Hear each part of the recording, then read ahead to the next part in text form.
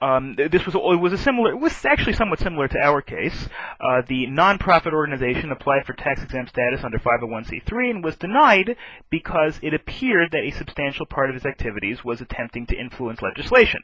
Now, we saw specifically back in section 501c3 that if you try to influence legislation, you're not allowed to do that and keep your 501c3 status, right?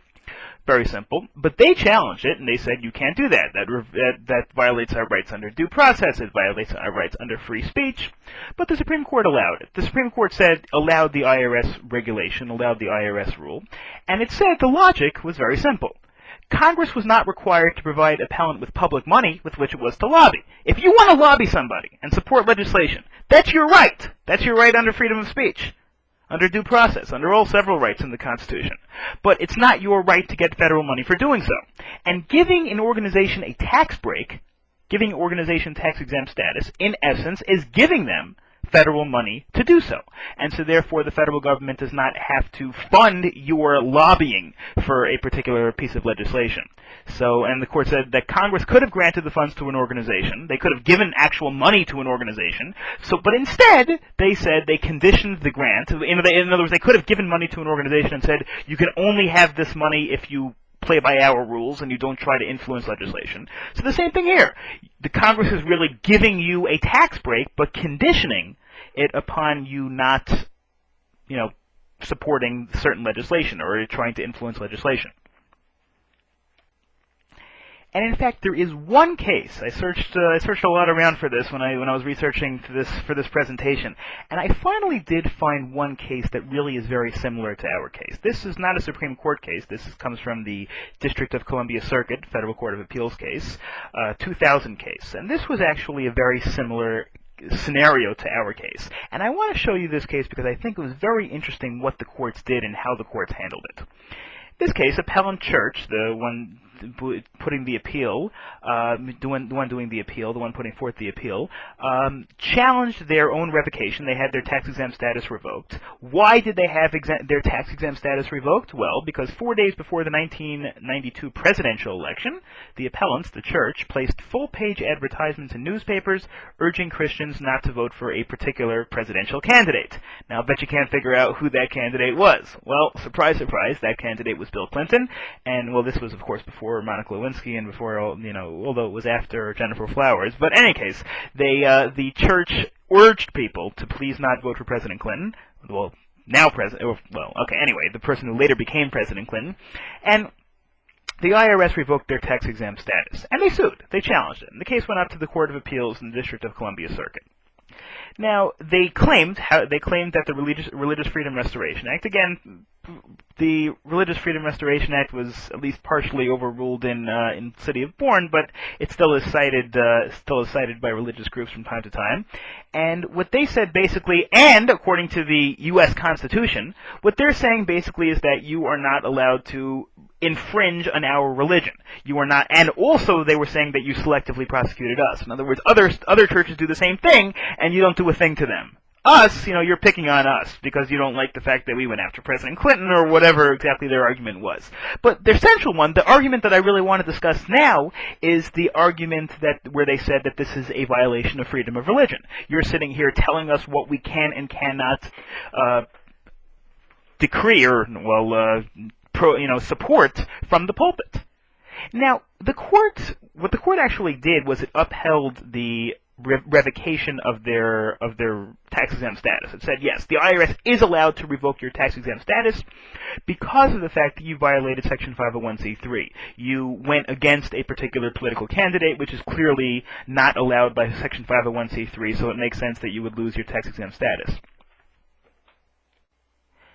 But the thing I found interesting was how the court arrived at its conclusion. Interestingly enough, the court did not say, oh, well, this is okay because this is a rule of general applicability and you have no freedom of religion to espouse, to support a particular political candidate without losing your tax-exempt status. What the court said, I thought it was very interesting what the court did over here. The court said, oh, it's not a big deal if you lose your tax-exempt status. Look at this. In fact, this burden, the burden of losing your tax-exempt status, is overstated.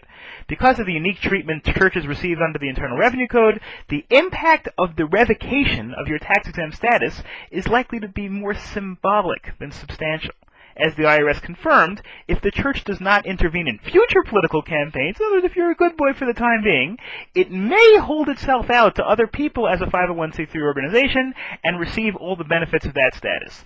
All it will have lost is the advance assurance of deductibility in the event that a donor should be audited. In other words, we're not going to strip you totally of your tax-exempt status. If you promise to be a good boy in the future, the IRS will allow you to won't do anything to prevent you from advertising yourself as being tax-exempt. Contributions will remain tax-deductible as long as you're able to establish that the church meets the requirement of Section 501c3. In other words, even if we take away your status, that doesn't mean that people who give you money won't be able to write it off. In fact, nor does the revocation even necessarily make the church liable for income tax.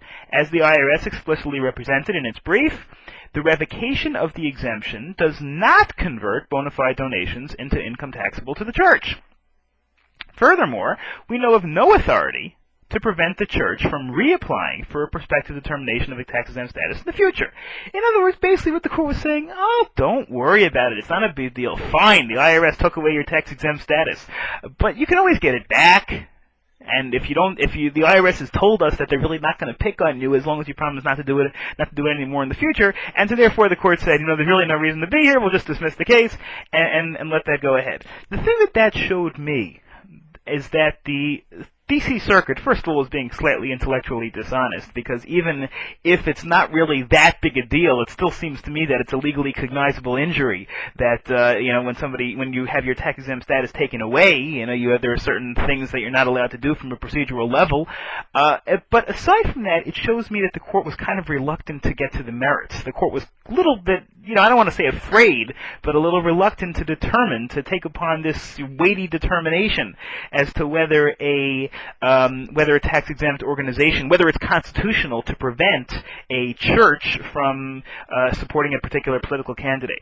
So when this goes to court, I think you're almost looking at a blank slate. You're almost looking at a situation where there is precedent over here. This is the only case I was able to find that's similar to what Pastor Wiley and his cohorts are planning to do on Sunday.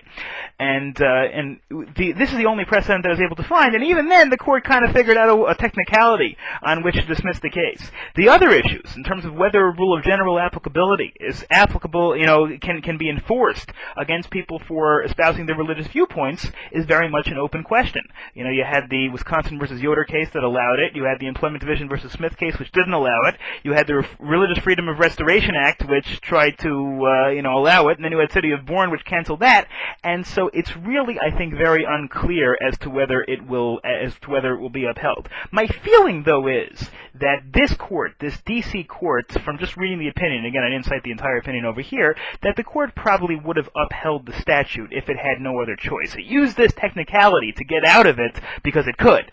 But I got the feeling that it would have said, listen, this is a rule of general applicability. We're not going to force you to carve an exception just to allow the practicing of religion for this particular group.